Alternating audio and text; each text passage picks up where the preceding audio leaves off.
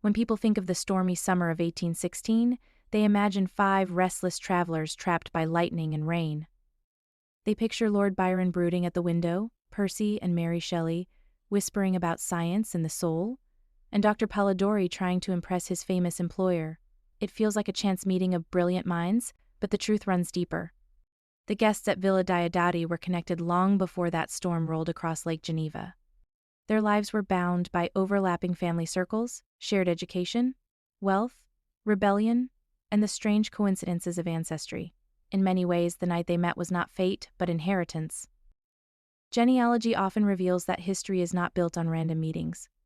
The same was true for this gathering of poets and thinkers. Each person had come from families that moved in similar worlds, noble, educated, and scarred by scandal. The Byron family traced its roots to English aristocracy and carried with it a reputation for beauty, eccentricity, and excess. Percy Shelley descended from Sussex gentry and inherited both his title and his stubborn defiance of authority.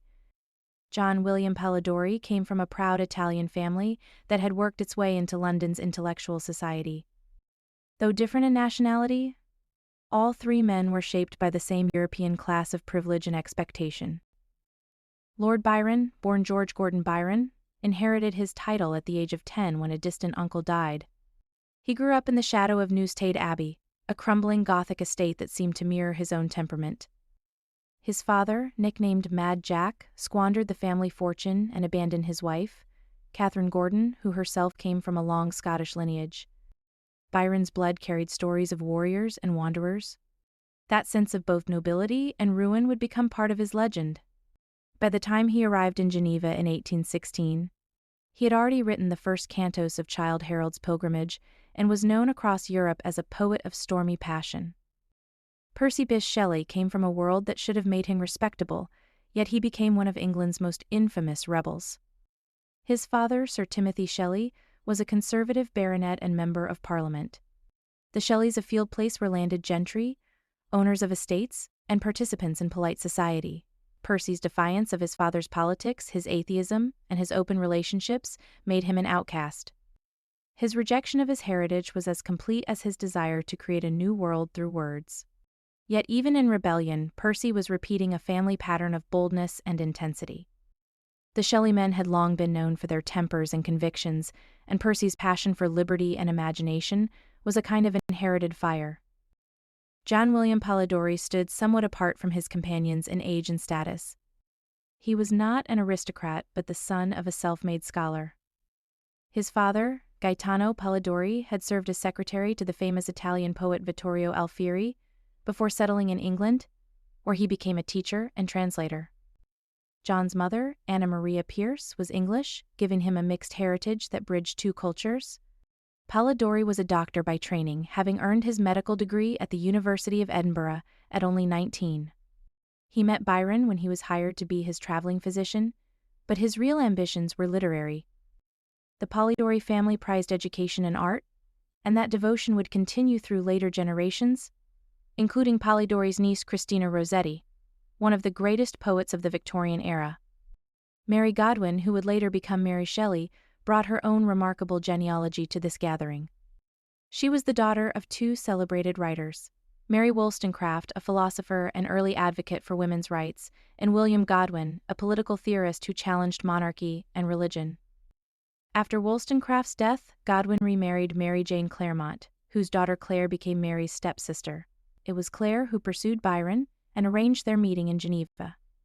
Thus, even the gathering itself was engineered by the complex web of relationships born from marriage, loss, and social scandal. Claire Clairmont is often overlooked in discussions of Villa Diodati, yet she played a central role in bringing the entire circle together.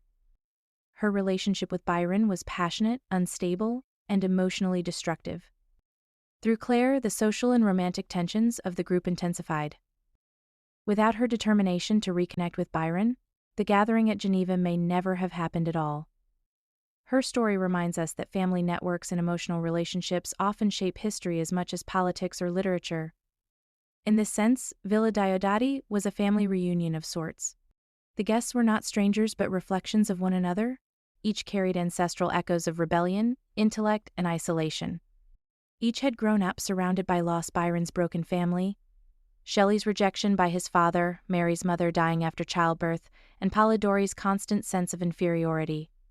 When they came together in that stormy villa, their shared histories collided like the thunder outside. The ghost stories they invented were not simply fiction but personal expressions of inherited fears.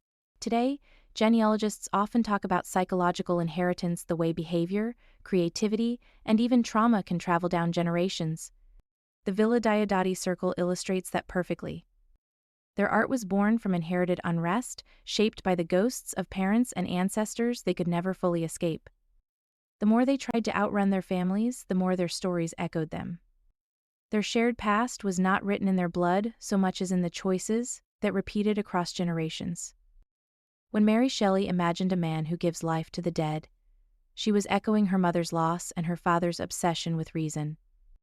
Frankenstein's creature longs for acceptance and connection but is rejected by the very person who created him. The novel reflects deep anxieties surrounding family, creation, responsibility, and inherited loneliness. Mary transformed personal grief into one of the greatest horror stories ever written. When Polidori wrote of a noble vampire draining the life from his victims, he was describing the destructive charm of Byron himself. Byron's family history seems steeped in scandal, ruin, and excess. Polidori admired Byron deeply, but he also resented living in his shadow. That tension became the foundation for the vampire and the birth of the modern aristocratic vampire.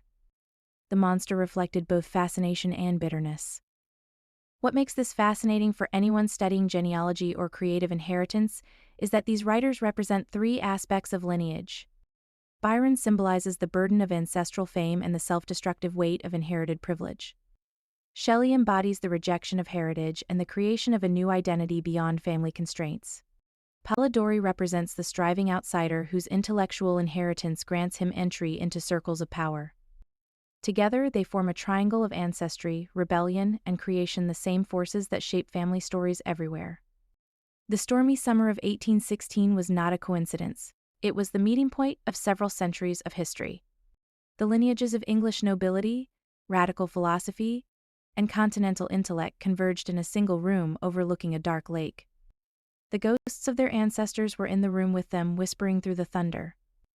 What followed the birth of Frankenstein and the vampire was not only the creation of monsters but the continuation of family patterns. Their fates would mirror their parents' tragedies, and their words would outlive their bloodlines. When genealogists trace the lineages of Byron, Shelley, and Polidori today, they find a web of connections stretching across art, science, and time. Byron's descendants through Ada Lovelace carried his brilliance into the world of mathematics and computing. Shelley's family line ended, but his ideals spread through literature like inherited DNA. Polidori's name continued in the Rossetti family, ensuring that poetry and melancholy would pass on to another generation.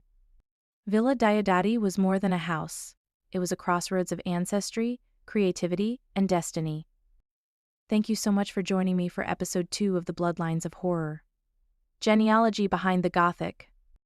In future episodes, we'll continue exploring the real bloodlines, inherited trauma, aristocratic dynasties, literary inspirations, and historical mysteries that shaped Gothic horror and dark literature.